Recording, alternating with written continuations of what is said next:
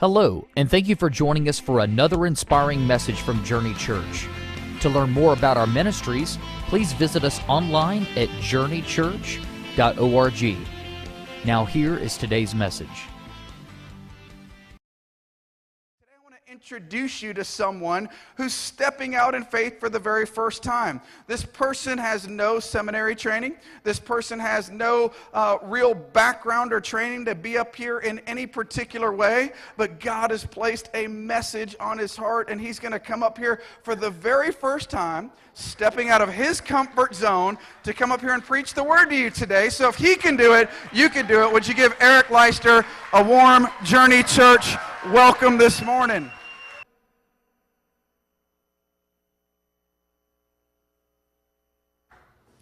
Good morning.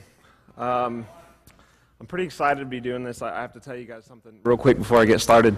I was driving up here last night and to service and thinking about everything, and it hit me just how much God will use you when you let Him.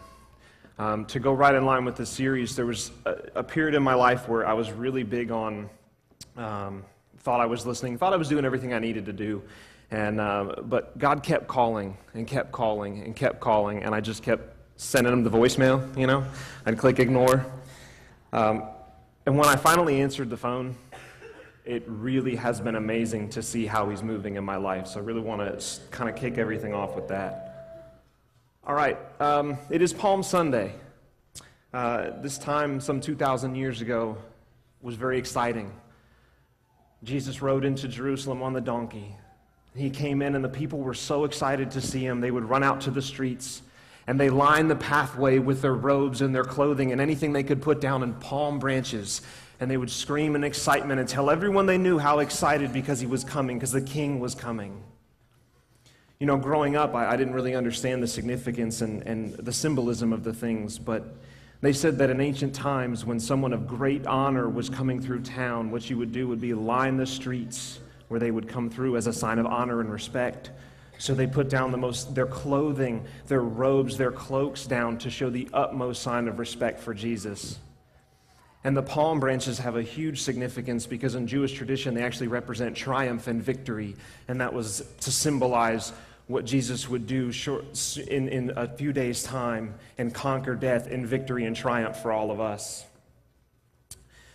And I think sometimes we get stuck in our own lives as Christians and lose sight of the excitement of what that means for all of us. So one of the things that this series has really been geared towards is to get everybody fired up and to understand what it means to live life on mission.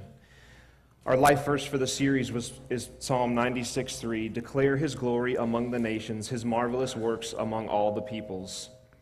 You know, Pastor Don and 2 weeks ago talked about, you know, going out into the world and being on mission, and there's so many great opportunities. And then last week, Pastor Eric was speaking of in the community, in the church community, locally here. And then we really want to bring it all together and teach you how to live this way in your everyday life. We're going to keep it simple, though. We're going to break it down and look at 5 different things. We're going to look at the who, the what, the when, the how, and the why.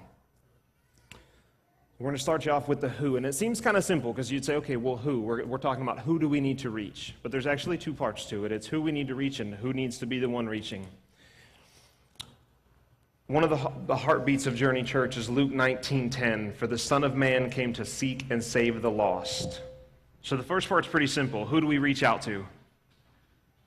The lost, right? Everyone. When we say lost, does that only mean people outside of the church? No. I had an interesting conversation one time. I was a new believer, and I was really excited about everything, and I opened a business, and I wanted my business to be a way to reach the community and through my work, talk to people about Jesus. And I met with a guy who was really good at this. He had a construction company, and another guy was there who kind of facilitated the meeting. So we sit down across from the table. I'm excited. I'm thinking he's going to tell me all these ways to kind of bring God into the workplace, and he sits down and looks at me for a second. He kind of gives me this gaze across the table, and he says, let me ask you about your salvation.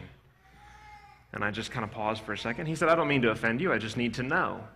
And the other guy that set up the meeting was like, oh, well, I already explained everything to you. You know, he's saved, he's a Christian. And this guy said, that's okay. He said, but I just want to hear it from his own mouth. He told me, he said, one thing you want to remember is never make an assumption of someone's salvation. Just because someone sits next to you in church, and maybe they have a Bible in their hand, That doesn't necessarily mean that they're saved. That doesn't necessarily mean they have a strong relationship with Jesus, and that's okay, but that's what we need to remember as believers, as followers of Christ, that it's just as important to reach the people sitting next to us and in our own families as it is the people outside of these walls. So the second part, who of us is supposed to be on mission? Who of us is supposed to go out and save the lost? In 1 Peter 2:9 it says, "But you are a chosen race, a royal priesthood, a holy nation, a people for his own possession, that you may proclaim the excellencies of him who called you out of darkness and into his marvelous light." Let's break that down for a second. It starts with what? You are a chosen race. Why? Is it because of something we did? Were we chosen because of our goodness? Well, no, because we know that apart from Christ, there's nothing good in us. Were we chosen because we are special? No, we're not chosen because we are special. We are special because we are chosen. We are chosen to receive God's mercy and grace and love so that we may proclaim it to all the world. That's such a powerful thing to understand. See, God wants us and uses us to share the gospel.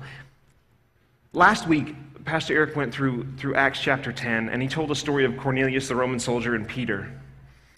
And one of the underlying things there in that story is how God used Peter to share the gospel to Cornelius and the other Romans. Now, God has the power to do anything he wants. So he appears to Cornelius in a dream, and he tells him, you need to go seek out Peter. And then he appears to Peter and says, you're going to end up speaking the word to someone who's unclean, who's not Jewish. And Peter didn't understand, Cornelius didn't understand, and all these things happen, and they get brought together. Wouldn't it have been easier for God just to speak to Cornelius in that dream and share the gospel with him himself? Wouldn't that have been easier? But instead, he set up the meeting and had Peter do it. See, we are a chosen race. We are chosen by God on divine assignment to share the gospel. See, and I know some people may be thinking, because this was me a while ago, I've made a lot of mistakes. I've made some bad decisions in my life. I've done some things that weren't good. So I don't know that I'm good enough to do God's work. But what Peter tells you here is not only are you good enough, you are chosen. God has specifically chosen you for his work. I need to ask you guys a question.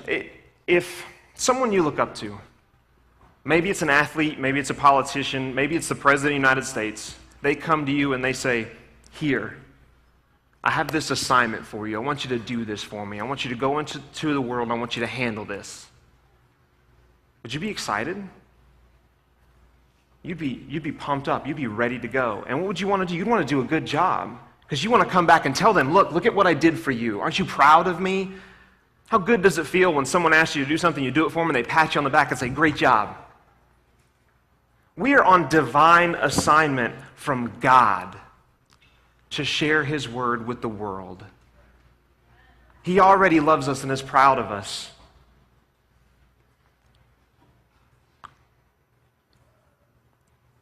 Sorry, get dry a lot faster up here.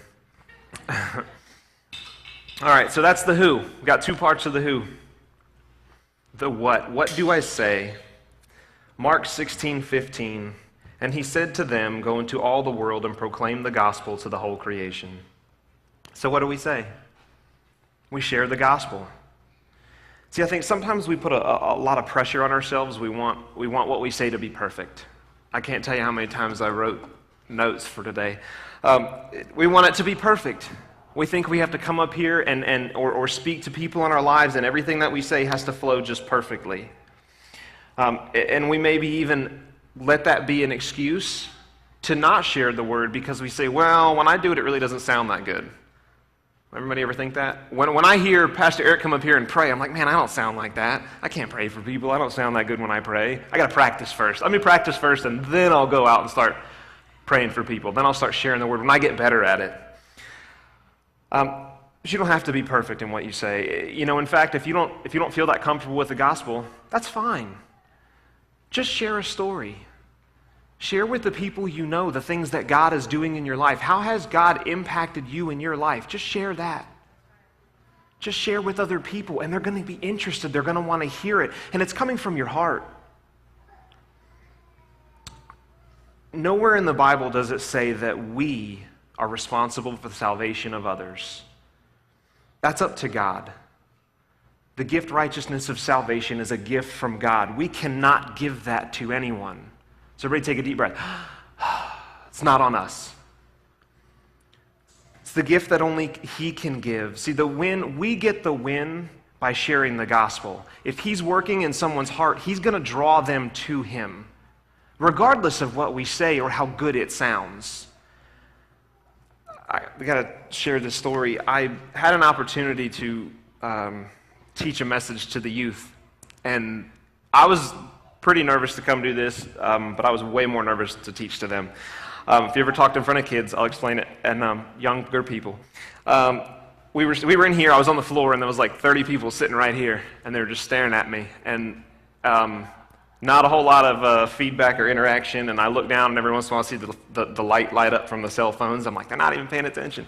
I thought I had this great message, and I was just bringing it, right? Doing everything, sweat pouring down, just like it is right now, pouring down my face and down my back. And thought I was doing a great job, and then got about halfway through and said, oh, what am I doing? And in the middle of teaching the message, I prayed, and I said, God, please forgive me for doing such a bad job.